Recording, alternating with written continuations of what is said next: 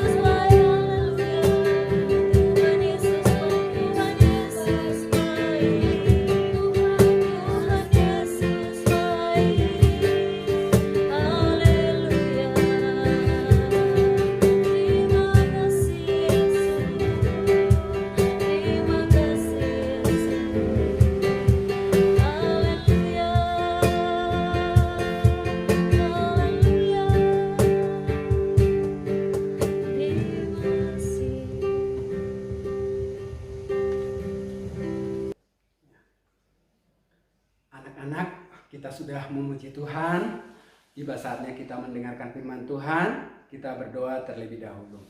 Tuhan Yesus yang baik, kami bersyukur kepada Tuhan. Kami sudah memuji Tuhan, kami saatnya mendengarkan firman Tuhan. Tuhan tolong Bapa supaya kami boleh semakin mengenal Engkau ya Tuhan Yesus, dan semakin mengasihi Tuhan Yesus, dan juga mengasihi sesama kami lebih sungguh lagi ya Bapa. Dalam nama Tuhan Yesus kami berdoa, haleluya, amin. Anak-anak yang dikasihi oleh Tuhan, beberapa waktu yang lalu sebuah panti asuhan dikejutkan oleh penemuan seorang bayi yang ditaruh di depan panti asuhan tersebut. Ada seorang anak bayi yang menangis karena ada orang tua yang menaruh anak di depan panti asuhan tersebut. Orang-orang panti asuhan itu tergerak oleh belas kasihan Kemudian mereka membawa bayi itu dan dibawa ke panti asuhan untuk dipelihara. Anak-anak itu menjadi seorang anak yang seperti anak yatim piatu yang tidak punya bapak dan tidak punya mama. Jadi anak ini menjadi seperti seorang yang malang sekali. Tapi bersyukur ada orang yang mau menjadi seperti orang tua buat anak ini, yaitu para pengelola panti asuhan tersebut. Anak-anak yang dikasih oleh Tuhan, peristiwa yang mirip seperti ini dialami oleh para murid Tuhan Yesus waktu itu. Sewaktu Tuhan Yesus mau naik ke surga. Pada waktu Tuhan Yesus mau naik ke surga, murid-murid itu seperti kehilangan harapan, seperti kehilangan pekerjaan mereka. Bayangin anak-anak, 3,5 tahun mereka bersama dengan Tuhan Yesus, tiba-tiba ditinggal oleh Tuhan Yesus. Tapi Tuhan Yesus kita adalah Tuhan Yesus yang layak dipercaya. Tuhan Yesus kita adalah Tuhan yang baik, yang tidak mau meninggalkan muridnya seperti itu. Maka Tuhan Yesus sebelum dia waktu itu disalibkan dan sebelum dia mati atau naik ke surga meninggalkan mereka, Tuhan Yesus pernah bilang seperti ini kepada murid-muridnya supaya murid-muridnya tidak ketakutan. Di dalam Yohanes pasal 14 ayatnya yang ke-16. Aku akan minta kepada Bapa dan Ia akan memberikan kepadamu seorang penolong yang lain supaya Ia menyertai kamu selama-lamanya, yaitu Roh kebenaran. Anak-anak yang dikasihi oleh Tuhan, Tuhan Yesus memang mengatakan, aku akan meninggalkan kamu, tapi tenang saja, aku akan memberikan seorang penolong yang lain. Dia adalah Roh kebenaran. Dia akan menyertai kamu sampai selama-lamanya. Adik-adik yang dikasihi oleh Tuhan, tema firman Tuhan yang dibawa oleh Bang Christian hari ini adalah Roh Kudus adalah penolong yang setia. Nah, Roh Kudus adalah penolong yang setia. Ada beberapa pelajaran yang kita akan pelajari. Ada 3 pelajaran tentang Roh Kudus sebagai penolong yang setia di dalam hidup kita. Yang pertama yaitu Roh Kudus adalah sahabat terbaik buat kita. Minggu yang lalu Tante Novi sudah bercerita bahwa Roh Kudus adalah sahabat kita, ya. Sahabat kita, sahabat yang terbaik. Sahabat yang terbaik, dia sangat baik. Pasti adik-adik semua punya sahabat, punya teman, benar nggak? Di sekolah atau di sekolah minggu, teman adik-adik pasti punya teman. Mereka teman-teman kita itu baik atau enggak? Mereka banyak yang baik, ya. Tapi mereka bukan sahabat yang terbaik. Karena apa? Teman-teman kita sebaik apapun mereka pasti pernah melakukan yang namanya kesalahan. Pernah melakukan yang namanya dosa, pernah mengecewakan kita. Tapi Roh Kudus sebagai sahabat yang terbaik, dia tidak pernah melakukan satu kesalahan pun. Dan dia tidak mungkin melakukan satu kesalahan. Itu sebabnya Roh Kudus adalah sahabat yang paling baik. Maka adik-adik jangan takut-takut datang berdoa sama Tuhan. Dia pasti mau mendengarkan adik-adik. Dia pasti mau menjawab segala doa adik-adik, mau mendengarkan dia. Jadi Roh Kudus adalah sahabat kita yang terbaik. Dan Roh Kudus itu adalah sebenarnya Tuhan Yesus, tapi dalam bentuk roh yang tidak bisa kita lihat. Sama seperti manusia. Manusia itu terdiri dari 3 bagian. Yaitu ini yang bisa dipegang ini, tubuh, kemudian jiwa, akal, pikiran, dan perasaan.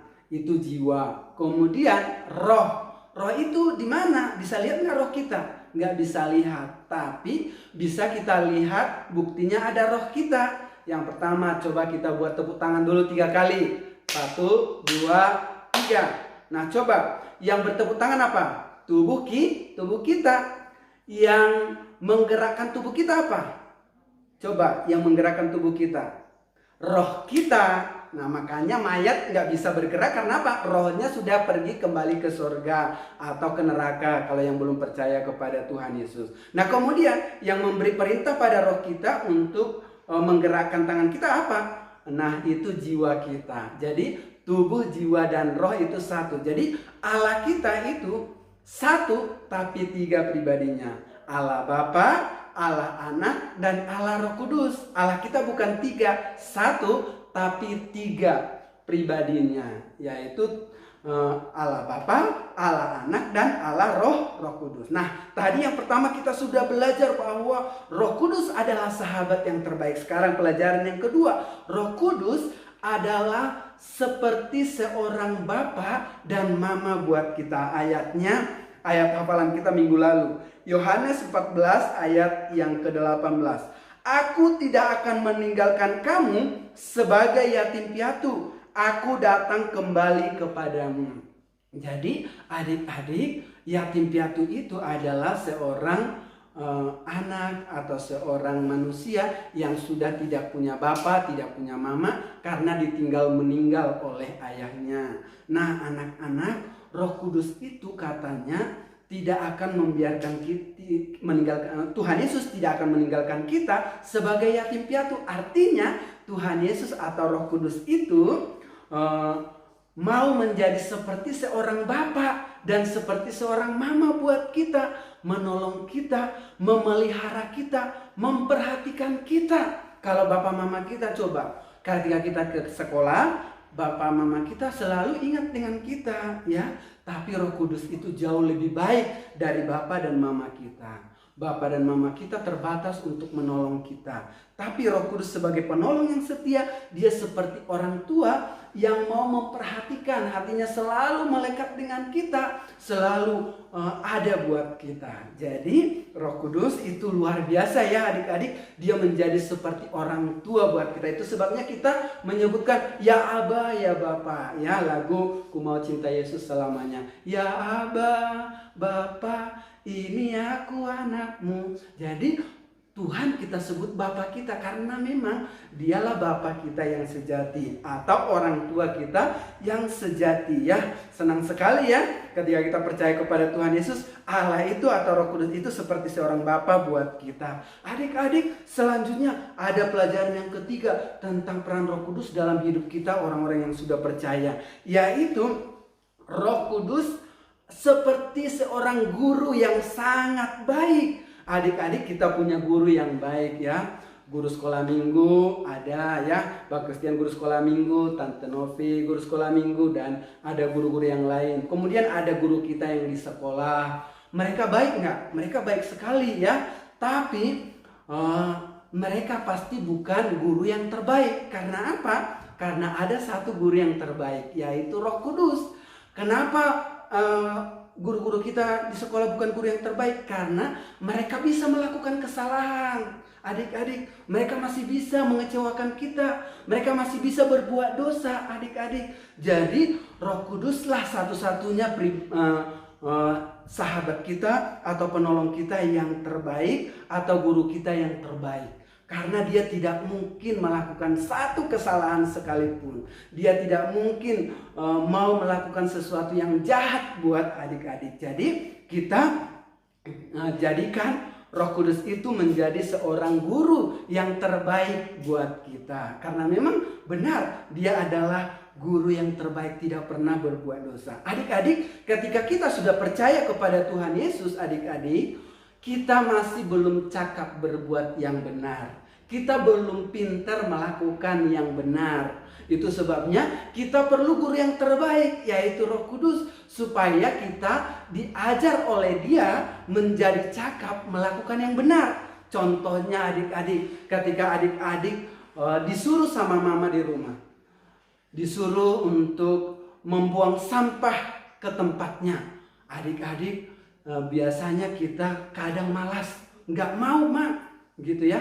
Tiba-tiba ada Roh Kudus di dalam hati kita berbicara, buang sampah pada tempatnya, taatlah sama mamamu. Jadi dia adalah guru yang terbaik. Dia nggak marah-marah ketika ngajarin kita, dia ajarin kita ya. Jadi Dia mengajarkan kita supaya cakap, melakukan kebenaran, supaya pintar melakukan hal-hal yang benar. Ketika kita nanti adik-adik besar nanti, adik-adik lihat orang miskin, lihat orang yang sakit, adik-adik tidak masa bodoh. Karena apa? Ada Roh Kudus yang sudah mengajarin adik-adik dan Bang Christian, sehingga kita mau peduli dengan mereka. Kita menjadi cakap senantiasa. Setiap hari kita semakin cakap, melakukan apa yang benar, melakukan apa yang baik, dan itu sangat menyenangkan hati Tuhan. Jadi ada 3 pelajaran yang kita bisa pelajari hari ini, bahwa Roh Kudus sebagai penolong yang setia, dia memiliki 3 peran. Yang pertama, sebagai seorang sahabat buat kita. Yang kedua, sebagai seperti orang tua buat kita. Kemudian yang ketiga, dia adalah guru yang terbaik buat kita. Adik-adik, sampai di sini firman Tuhan. Ada pertanyaan dari Bang Christian, nanti dikirimkan di grup WhatsApp kita. Sebutkan, satu saja pertanyaannya, sebutkan 3 peran Roh Kudus dalam hidup orang-orang yang percaya, dalam hidup adik-adik, dan dalam hidup Bang Christian. Sebutkan 3 perannya Roh Kudus yang sudah Bang Christian sampaikan tadi. Kemudian ayat hafalan kita ada di Yohanes pasal 14 ayat 26. Untuk kelas Indria dimulai dari kata Roh Kudus yang akan diutus oleh Bapa dalam namaku, dialah yang akan mengajarkan segala sesuatu kepadamu. Jadi untuk Indria sampai di situ saja. Yohanes 14 ayat 26 dimulai dari kata Roh Kudus yang akan diutus oleh Bapa dalam namaku, dialah yang akan mengajarkan segala sesuatu kepadamu. Untuk kelas Pratama dan Madya, satu ayat ini dimulai dari kata tetapi penghibur, yaitu Roh Kudus yang akan diutus oleh Bapa dalam namaku, dialah yang akan mengajarkan segala sesuatu kepadamu dan akan mengingatkan kamu akan semua yang telah kukatakan kepadamu. Nah, ini ayat hafalan kita, dihafal ya adik-adik. Kemudian mari kita berdoa. Tuhan Yesus yang baik, kami bersyukur kepada Tuhan. Hari ini kami sudah mendengarkan firman Tuhan, bahwa Roh Kudus adalah sahabat terbaik kami, bahwa Roh Kudus seperti seorang bapa dan mama buat kami, dan juga sebagai guru yang terbaik dalam hidup kami. Terima kasih Bapa buat Roh Kudus yang sudah ada dalam hidup kami. Berkati anak-anak kami semua, Tuhan tolong mereka, Tuhan berikan mereka kesehatan dan kekuatan senantiasa. Dalam nama Tuhan Yesus kami berdoa, haleluya, amin. Tuhan Yesus memberkati adik-adik semua.